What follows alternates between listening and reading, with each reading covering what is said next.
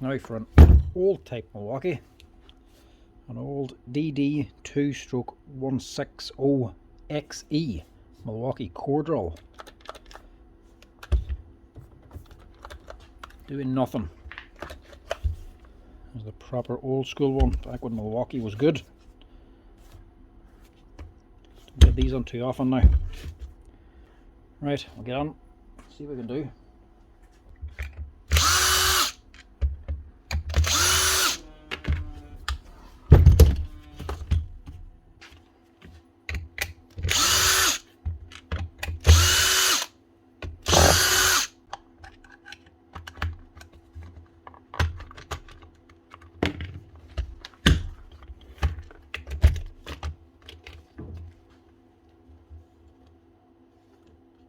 There's a problem.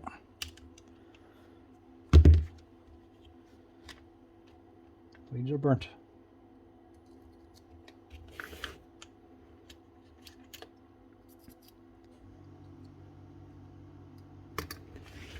There's the motor burnt. No. Seems okay.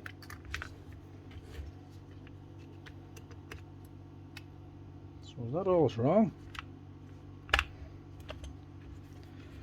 Just put them two screws back in.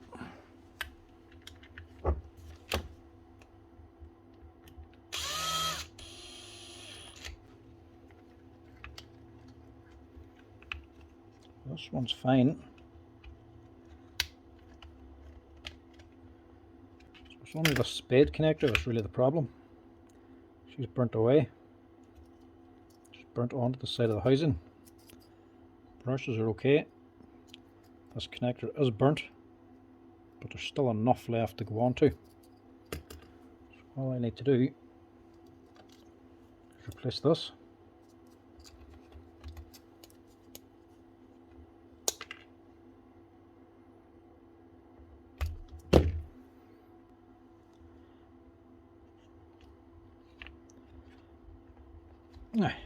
New right angle connector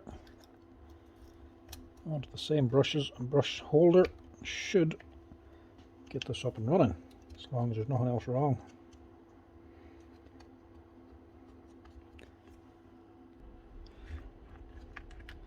Right, that's in, switch is down, wires are in place. Hopefully this will be all it needs.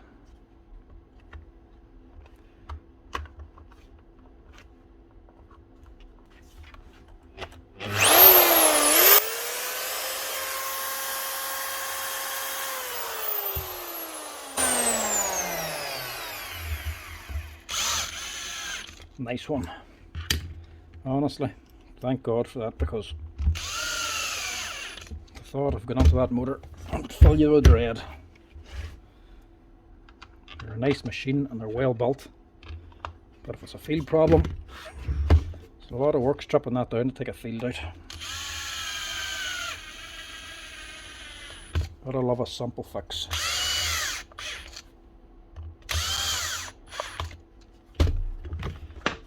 That's her.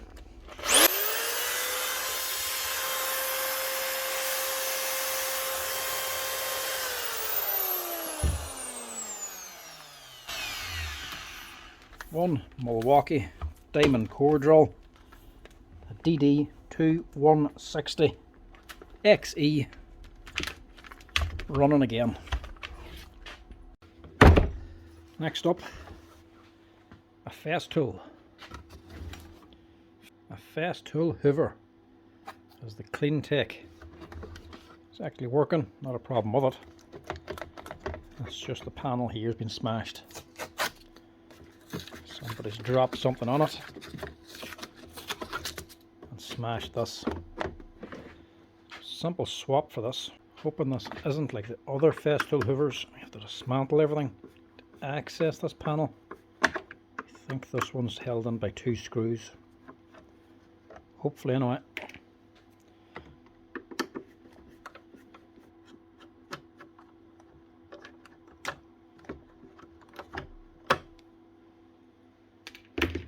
Somebody's been relying on the old silicone, but too much. Yeah.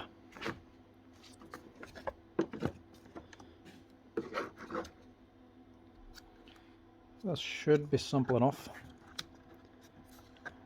as long as that board's not been displaced. Right, clean this out first.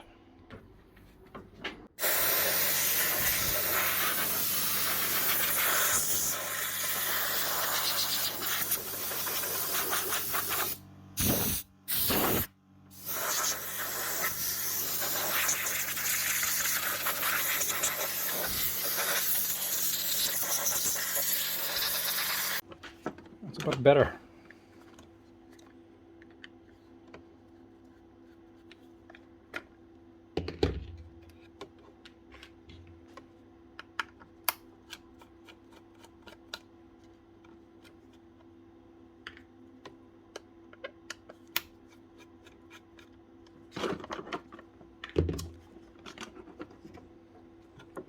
That's your switch, your controller.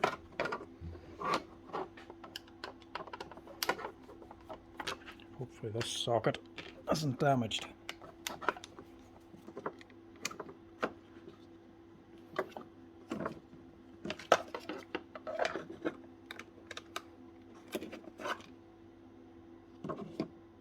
Nah, we're okay.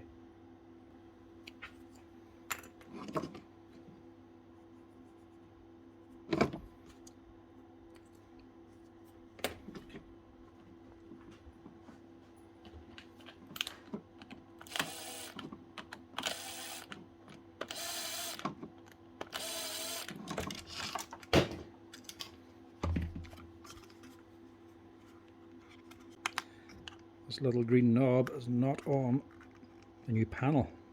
You have to take this one off,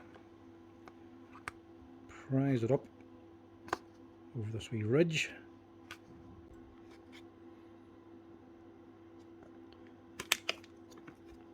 without snapping it, and it just pulls out.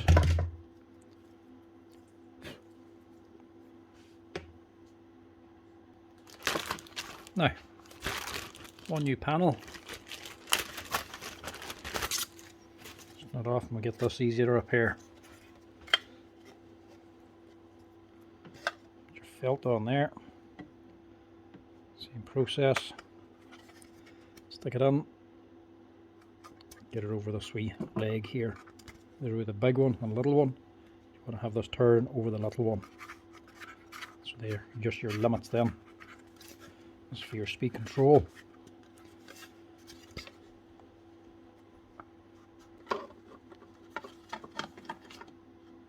Now that's not the same socket. No, hold on. Spoke too soon. Take it all apart first, that'll help. It's actually a separate housing for this.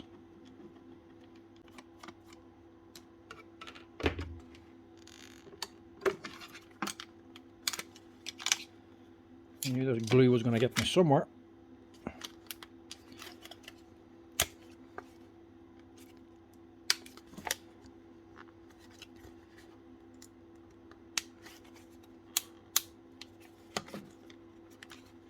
Silicone. Give me a torture to get off.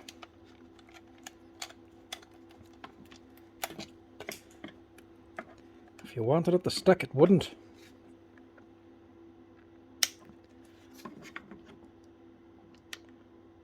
There we go.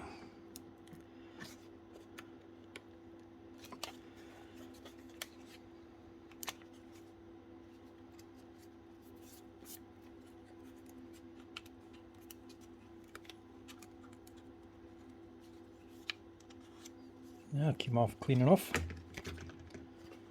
Now, get rid of that.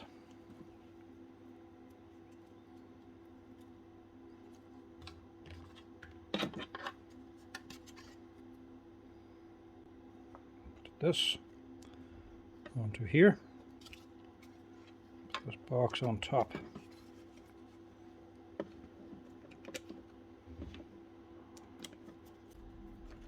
Now this should fit. Yeah,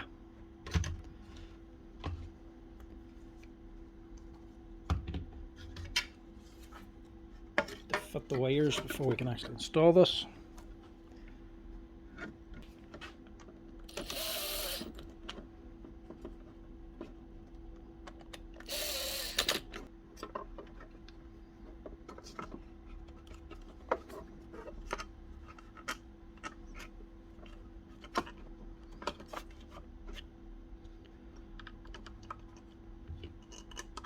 Nothing difficult about this, wee bit tricky. Get it lined up.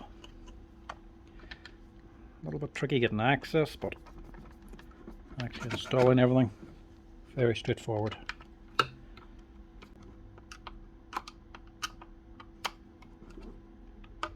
That's probably the exact same panel for the 240 volt version. You just use this adapter to take the 110 volt socket. Just means you can use the one part for the two types of machines. Now, this here's not a round pin, it's actually oval. It's fitting into an oval connector and here. So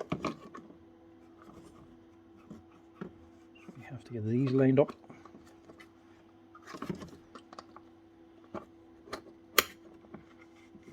That's that on.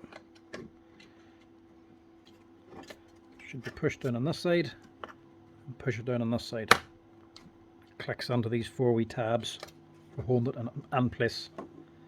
There's also a screw hole here, but it's actually not been used anymore. Must be an obsolete feature. Stick your screw back in and reinstall your countersunk screws. Hold it in place.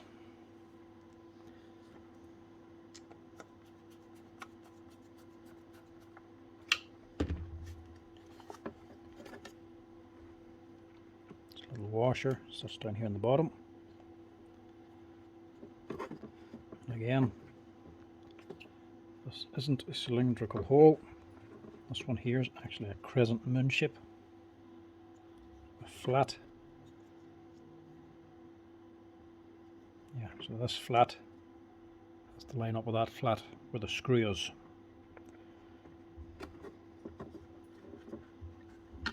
Screw underneath. You just tighten it up onto that spindle, and that's it. Manual, off, auto.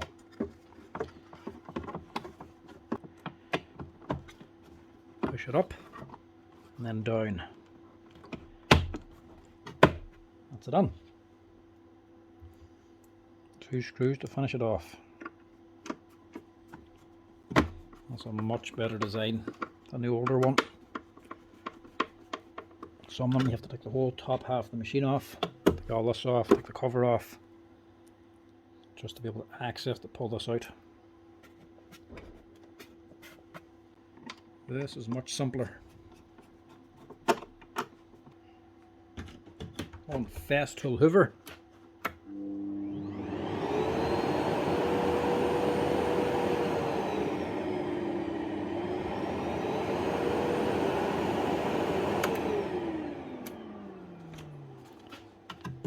With a new control panel housing.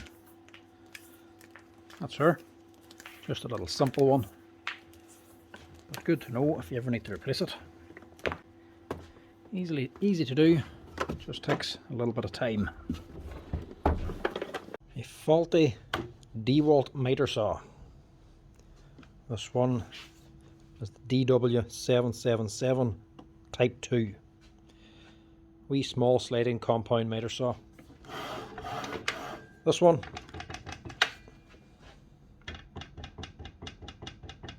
a lot of lateral play in the actual motor section, plus a lot of play on the arms. Lead also needs to be changed, but apart from that, it seems to be working alright.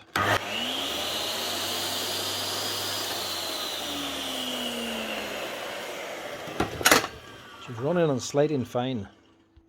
So the question is, how do you change the lead and how do you take all this play out of the motor head?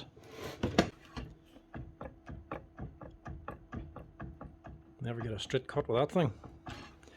As well as twisting this way, she's also moving that way. That's going to be to do this linkage here.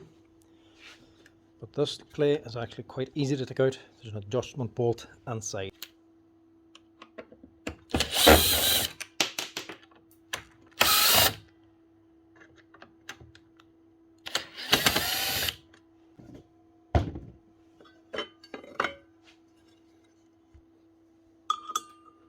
Take your blade off.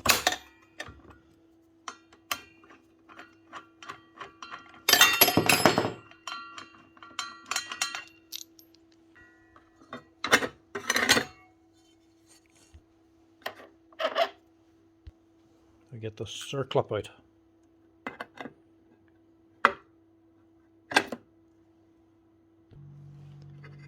There's a wee shim underneath that circlip. Take that out. The guard can just pull off then. The adjuster you want is actually in here. There's just a wee black cap. Pop that off.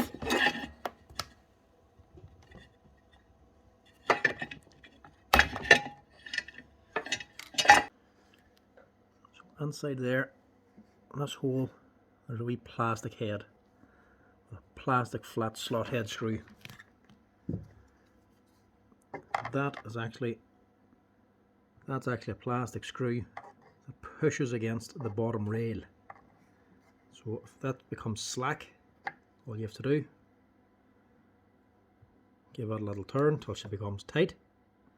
Just back it off beneath the return. And that will take all the play out of the motor. The reason you have to take it back a turn is if you put it on tight, she actually locks up the rail. So she goes tight against the rail and she can't actually move. So you just put it on till she's tight, so you know you're in place. And then just take it a tiny turn. And just take it back a tiny turn until the rails are free. That's it. That's how you take the play out of these here DeWalt DW777 miter saws. Simple as that.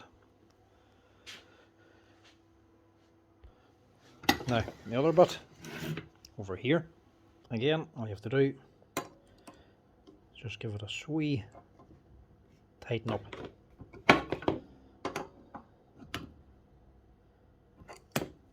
Just till she's tight.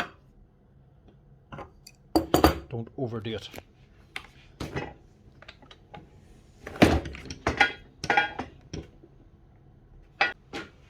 That's how you take that play out. That's fairly simple. The really awkward bit of this job should be the simplest. That's the lead. So it's got strip connectors on it. So that lead needs to be changed. But it's not all that simple.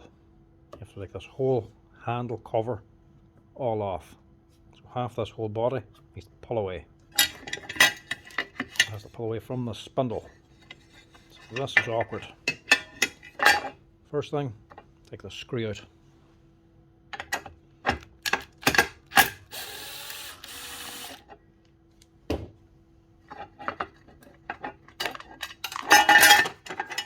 rid of that guard.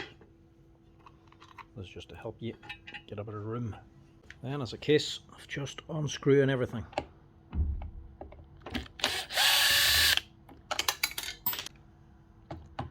Torque one's inside this motor section, and the rest are all PH2s.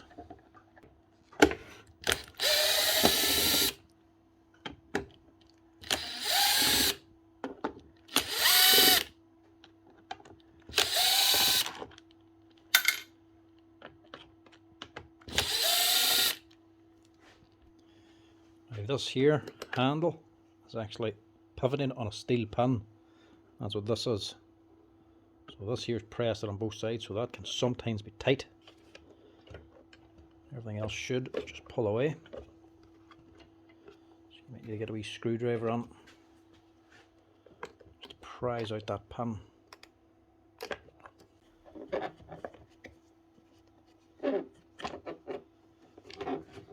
Now,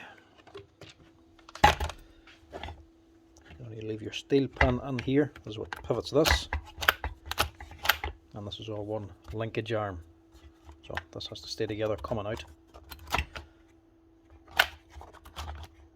This is what raises and lowers your blade. This all has to stay together when you're taking it apart. Now inside you also have your drive belt if you ever need to replace this. Generally they give very little bother.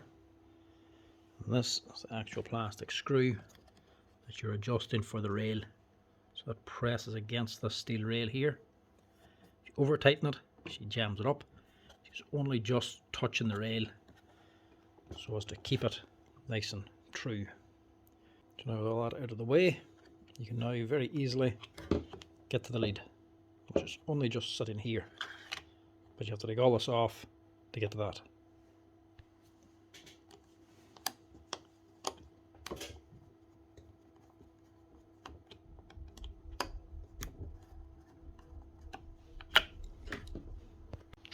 Get yourself some H07 cable. This is 1.5mm 2-core. Best stuff for power tools. That's just tucks in along this track. And that's it. Decent bearings fitted in this thing as well, so generally the bearings in the motor and this here wee gearbox give very little trouble. You can hear there, they're very smooth still. Bearings are okay, there's nothing really else in this you'd need to be working at, apart from maybe the switch. It's the only other thing you would need to get on here for. Just go ahead and stick the cover back on again. To hook this black handle for the blade guard, you have to hook it over the other half of the handle before pressing it on. Which is not easy one-handed.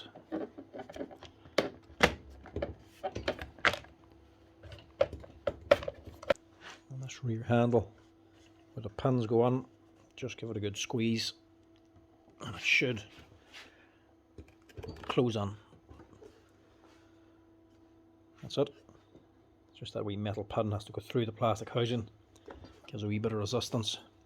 Once you press it on, that's it. Just all the black PH2s for the handle side. They're all the same size.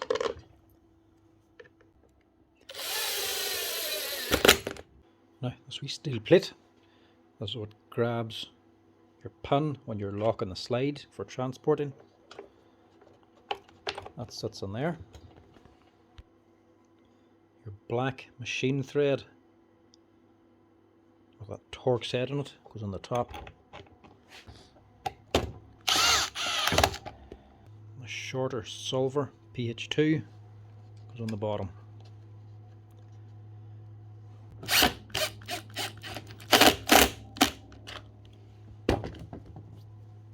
And the shorter black screws go on these two holes here.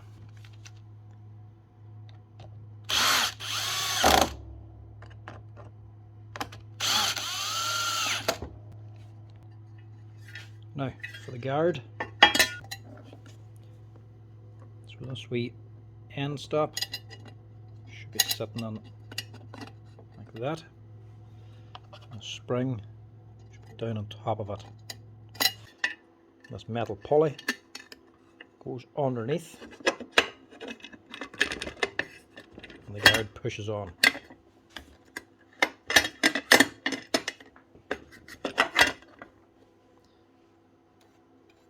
And you can fit your shim. And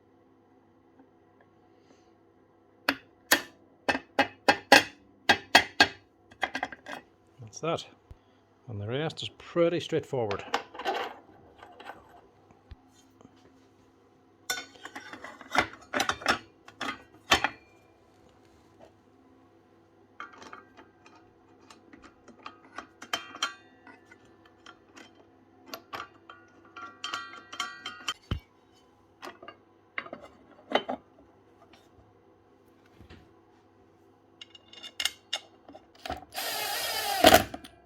Should be her.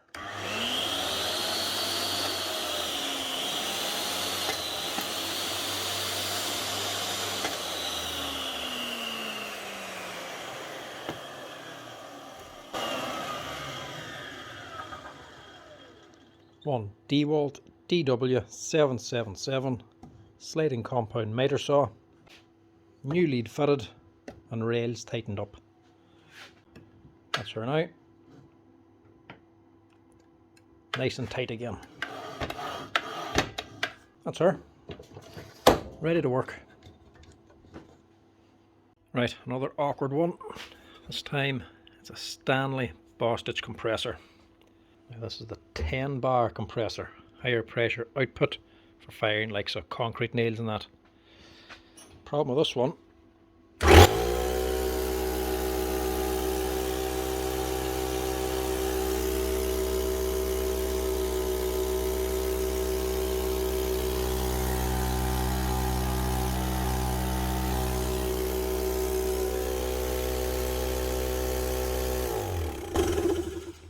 starting up and she's running.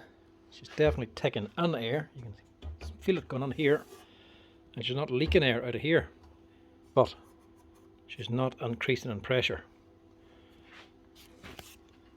As well, on the back, pull the emergency valve. There's actually no air inside this tank. So what's going on here? So she's definitely taking the air in. It's definitely compressing. But where's it going? It's not going into the tank anyway.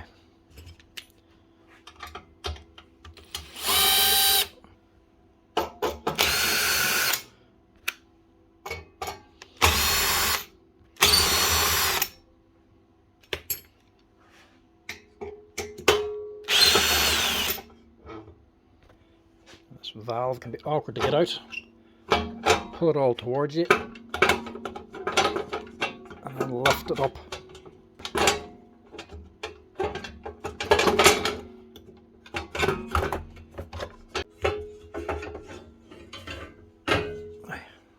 that out of the way.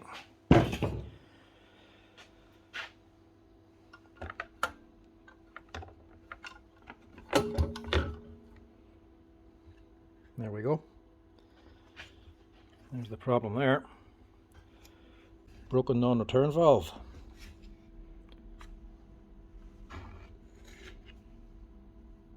There's the cover there. It's actually sheared off the brass fitting. Where's the rest of it?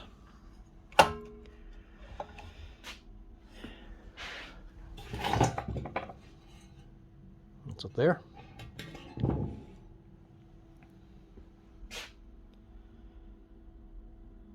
That is a one-way check valve that allows the pressure from the piston to get pushed into the tank, but then seats up and stops the pressure from the tank coming straight back out again. So that's sitting on the spring. The spring's pushing down and the air from the tank is pressing against this, which the opening will be down here, or it'll be that way there, sorry. So it'll be sitting inside here like this. The spring pushing against it. So the air from the tank is actually keeping this closed under pressure, so the air can't get back out again. Then when the piston compresses, this air then is under higher pressure than the tank and has enough pressure to unseat the seal, push it back, allow the air up into the tank. Whenever the pressure comes off the piston, then the air from the tank pushes back and pushes this seat back in again along the spring, seats it solid, stops the air getting out of the tank. So without this, compressor's running, working, building pressure, putting it into the tank, but then it's coming straight back out again. So this should actually hopefully be a simple fix, as long as I have access to take this out. The access will be tight.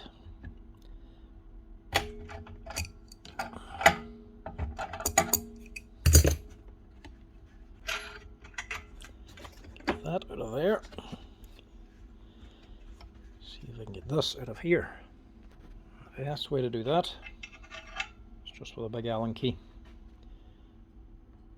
That's if it will move.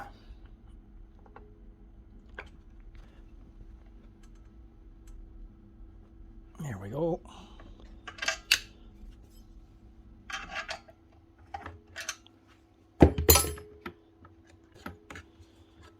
You actually will unscrew. Sometimes you get compressors, these things are in such tight spaces that you have to dismantle the whole motor to take them out.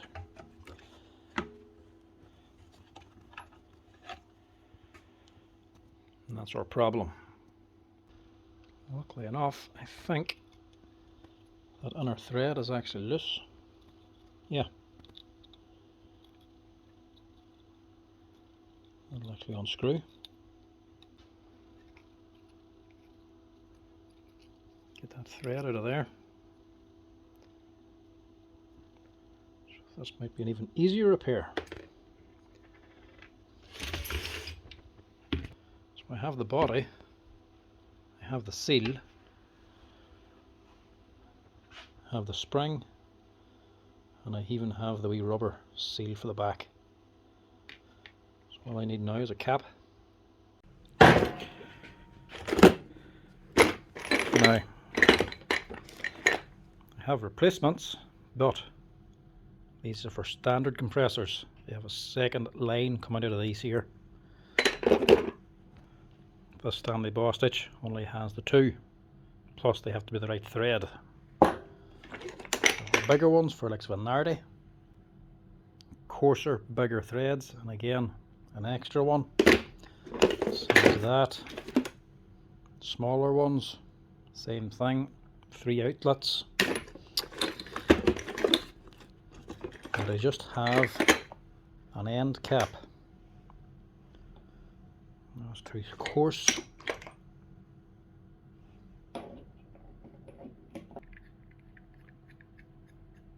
Look at that. Sweet. That'll do my job nicely. This one probably will work, but it's a little bit worn. If you do have one of these here, this compressor or any compressor, it's building air, but you can still hear it hissing a wee bit, a little bit leaking out, just never getting up to full pressure. Take this apart, check this wee seal here. Sometimes they become damaged, have a wee dent in it, or just wear. Sometimes the tanks start to rust, and the rust gets stuck onto this here. This is pushing against this brass ring on the inside.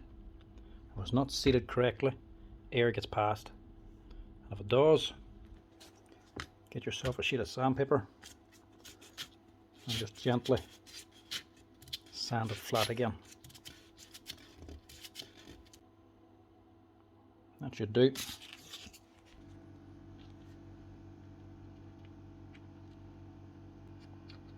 An O-ring to seal it.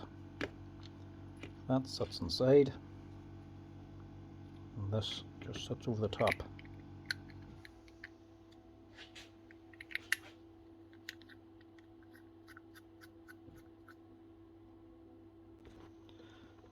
That's handy, that one. It saves me ordering on a new part and gets us fixed up quicker for the customer.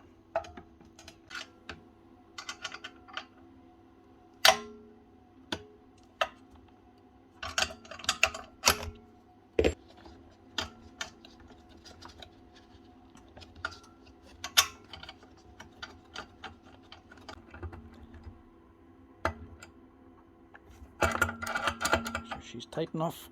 That should hopefully be it. Actually, not a lot to these Bostitch compressors, to be honest. They don't even have a control box nor a return line switch straight onto the motor. There's actually not much to these Bostitch compressors, to be honest. They're quite basic. Motor drives an oilless piston. Fan cooled, non-return valve, same as standard. In the back then, you've got your air line coming onto the tank, your emergency dump valve, that should be probably 10 or 12 bar. Not even a trip or anything in this, no control box, just an on-off switch straight onto your motor. Not much to it. Now, getting this metal cover on can be a bit of a pain.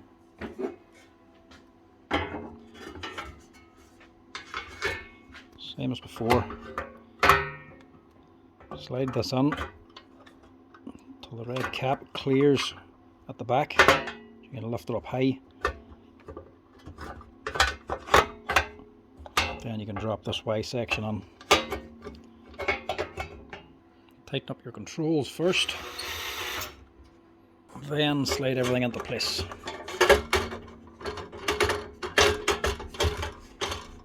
Which is not easily done.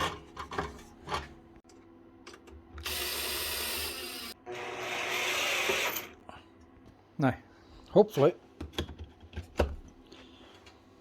it works.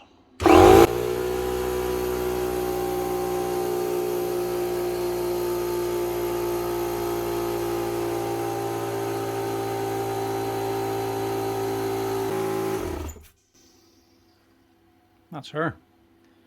Don't even know if I want to look at this one. Spectra. Sight level. 360-degree level. That. Right. Same crack as the last one. Not working right. But like I said the last time, these here spare parts, not all that readily available. Working on them. If they're broken, not money's going to fix them. Can't be fixed all that easily, especially if you can't get spare parts, obviously. Calibration, can calibrate them, but most people that do mightn't repair them. This one's not working. Same as the last one, just wants it running. Doesn't need it all that accurate, just needs to be working. He's actually just using a digger, level on a sight. As he says, teeth in the bucket are 4 inches deep. 4 inches here and there is not going to matter. So, see if we can get this to work. No panel at all for the buttons. Don't know what's doing what.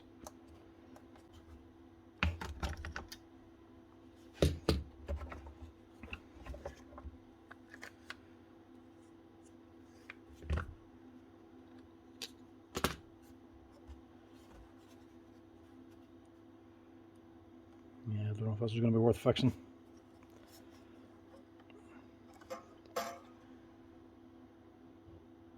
Housing's all melted down in there, and the spring looks to have been shorted out. She's all burnt.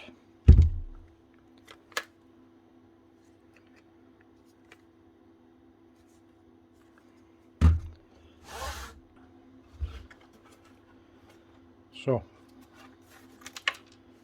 I would say this is going to be the problem. She's been dropped. That casing's been damaged, cracked. It does look like it's been glued together, so maybe this was fixed before. But that rattle's not going to be good.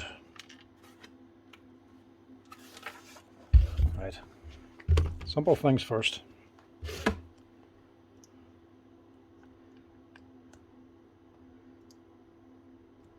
All 1.25, they're all fully charged.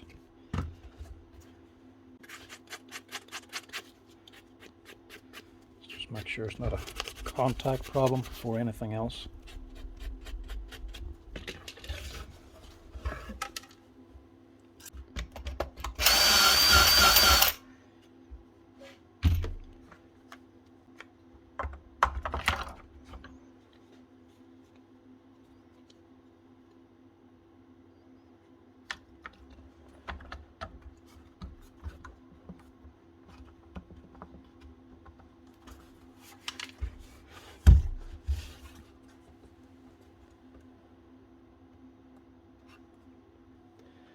Right, go by images online. This is the power button. We have lights. Hold on, we're going somewhere now. Now we're moving.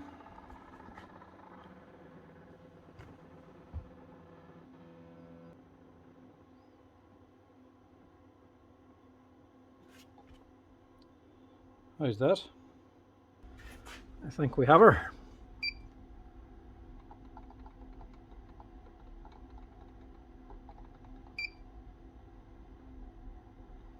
Yeah. Look at this. It's only a wee battery contact problem.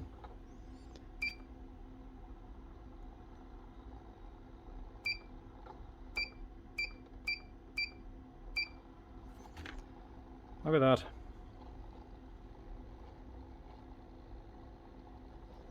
She's actually running. She was calibrated back on the 7th of this year. I don't know if it's still calibrated or not. But main thing is she's running.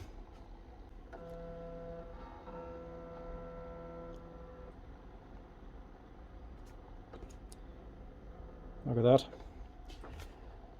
That's all he wants. Just wants it running. Dirty contacts for the batteries. One of them's burnt. Wee light touch with a sandpaper wheel gets the burnt contacts off, so the battery's able to make contact with the spring again properly. Power just wasn't get transferred through. I'd be worried about that spring though, because it is burnt. The question is, how did it get burnt and why? Right, that's her. Another wee simple fix, but for a man working a digger, leveling a site, it'll be fine for him. Next up, Makita SDS drill. This is the HR-26311F.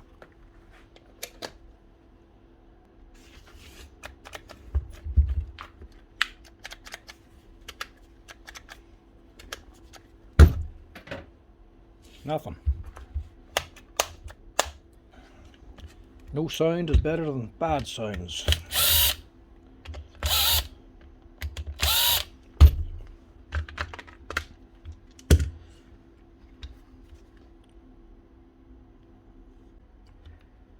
First thing, check the switch.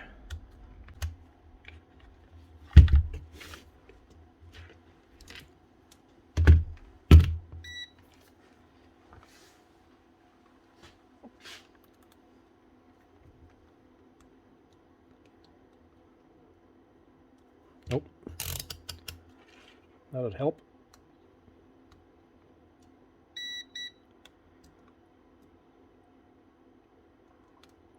No, just looks like a lead problem.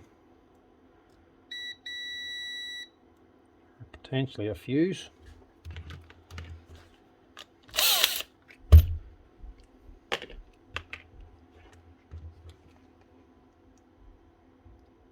Yep.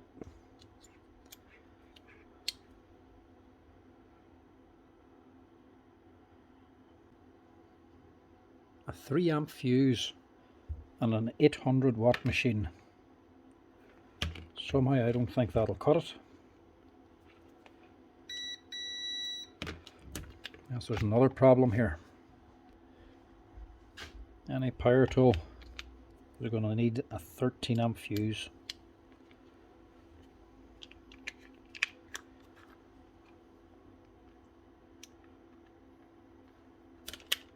Three's just not enough. 5's not enough. It'll have to be 13.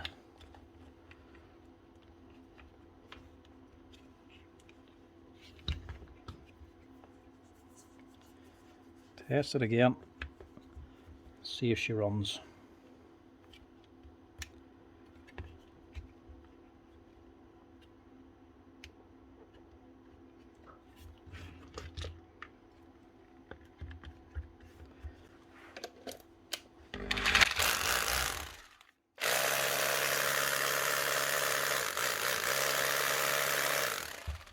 Yeah. Simple as that. It's a long time since I've had a machine on just needing a fuse. I think it'd be a common one, but it's actually not. Most people do check the fuse on them. Obviously this boy did not. That's her running. One Makita HR-2631F, just needing a fuse. I tell you, you get them all in here. Next up, another Makita. This is the wee brushed Makita Saw, the DSS611.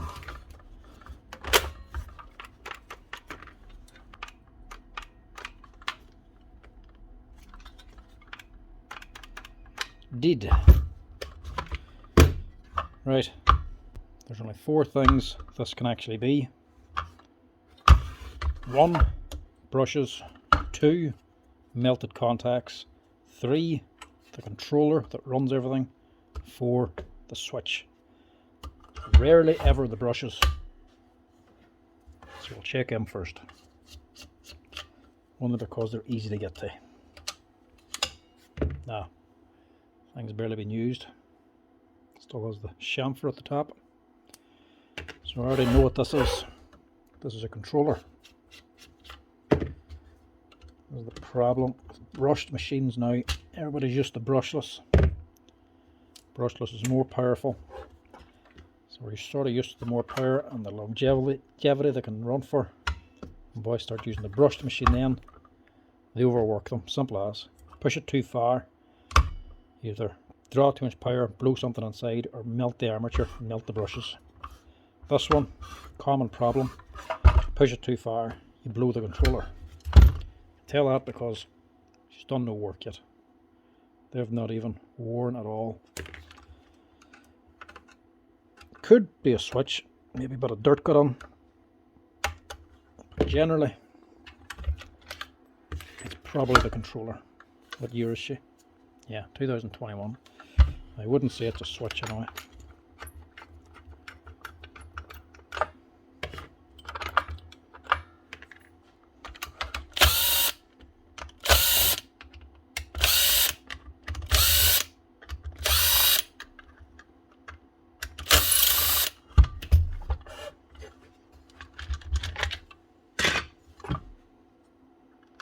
First sign, melted connector.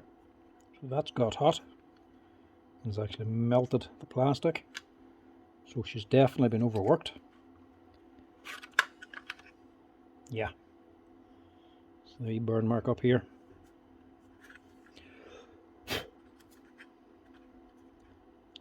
Yeah, she's gone.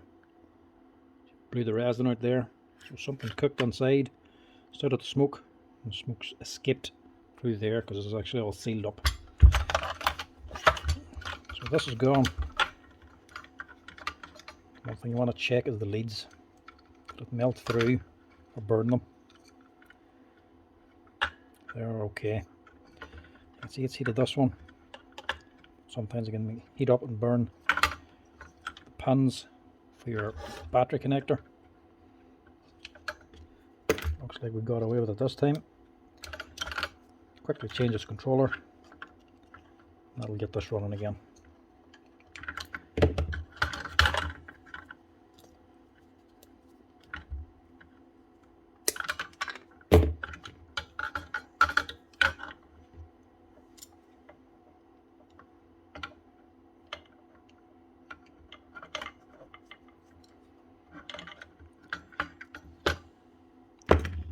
That's the bad controller. One thing I would say, if you're a company or if your boys working for you and you're supplying the tools, buy brushless ones. Don't buy people working for you or people for the company brushed cordless tools. They don't respect them, they don't look after them. They're always going to be abused, they're always going to be overworked, used for things they're not meant to be doing. That's going to burn out controllers, switches, burn the wires, burn the brushes. They're going to cause too much damage to the machines. It's not going to be worth it. If you're supplying them with tools, always buy brushless cordless tools. They're a wee bit more powerful, but they have far better longevity. They're more tolerant of abuse. So if using this here too much, overworking it for a long period of time, generates heat. It's a brushed machine. These are making contact with the rotor. Power's going through them, generating heat. Brushless machines, no contact. It's a computer running the motor, telling it when to spin. There's no contact, less heat generated. Less heat means they can run it for longer and harder without burning it out. So if you're buying tools for somebody, get brushless ones. I see us constantly from companies that supply the tools for the workers, burn out controllers, switches, contacts and leads. Common so it is. Buy the brushless stuff instead. You'll have less trouble. That's your part number. That's your new part.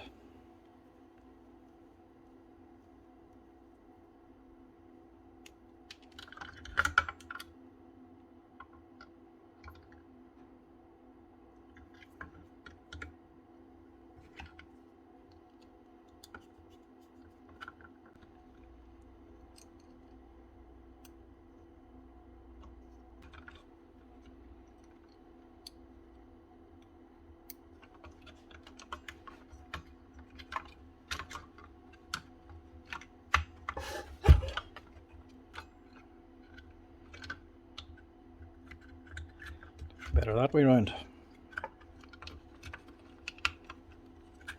Give that red lead a bit more room.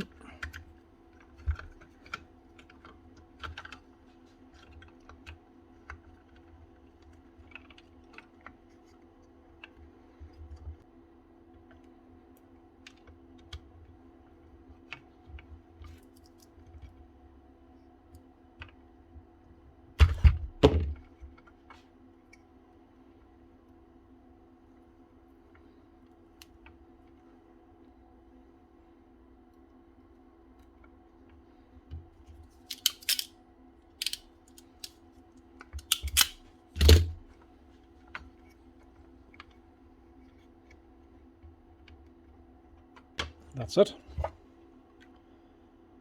One controller fitted, all the leads in place.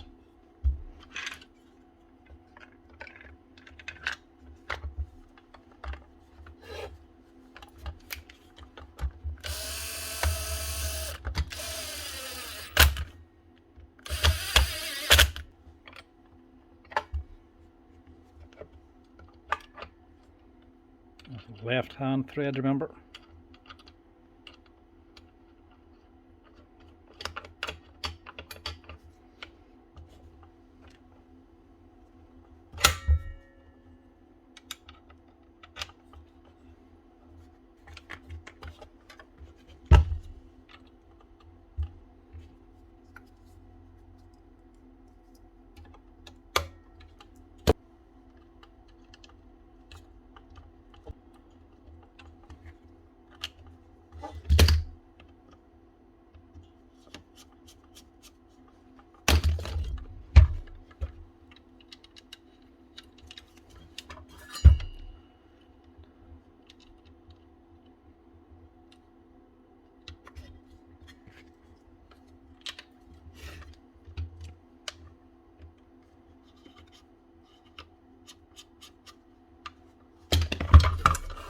That should be it.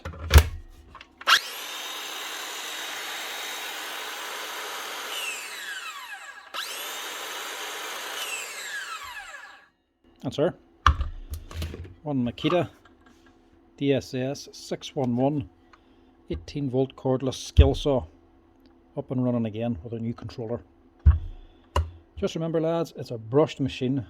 If you're running something like this and you're overloading it, cutting through wet timber or something too thick, or using a dull blade or too fine a blade when you're ripping, this can suck out 30 amps out of the battery. Even actually 40 if you really pushed it. That does untold damage to the leads, the controllers, all different things. If you're sucking that amount of juice, you're going to cook something. If you're using a brushed machine like this and you're hearing it struggling, if you're hearing it slowing down, stop. It can't handle it. It's not designed for it. Get something bigger. That's her fixed anyway. Another one up and running. And it's €62 for that repair. It's actually not too bad. It's a bit pricey, but saves you buying another machine. That's €62, including the part, labour and VAT.